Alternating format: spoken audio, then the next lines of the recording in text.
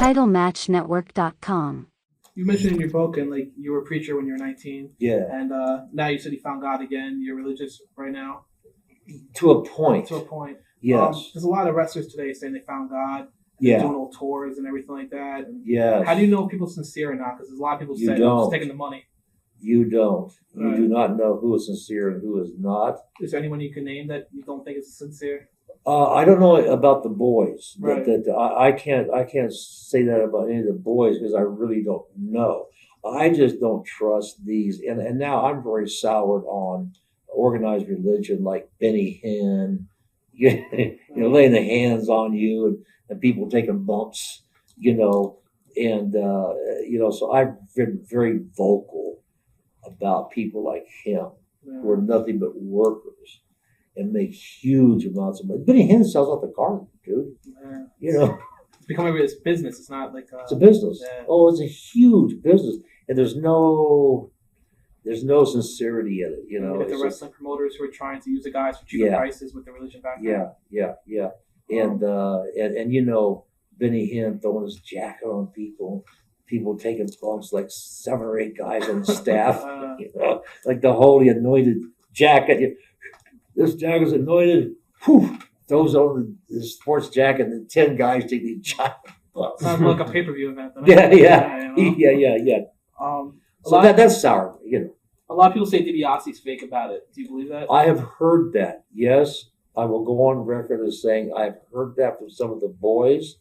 However, I would not ever judge someone on their spiritual relationship, lack of or enthusiastic of with God. Mm-hmm. I'm not going to go there.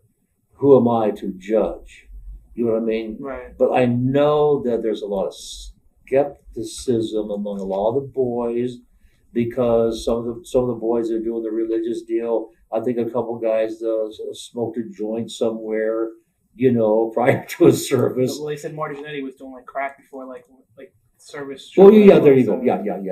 There you go. And so I'm saying I will not personally put the hammer down on anybody, right. Because I do not know. Only God knows the heart. You can only know yourself. That's it. Yeah.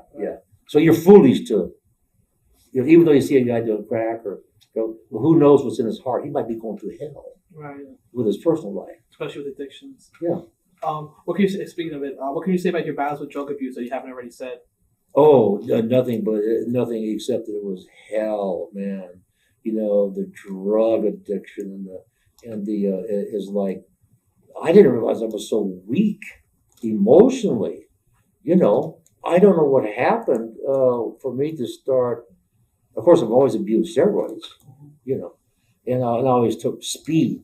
Speed was a big deal with steroids, because speed, and steroids just are hooked up together. They just work together, so your workouts are big time, and the steroids and everything.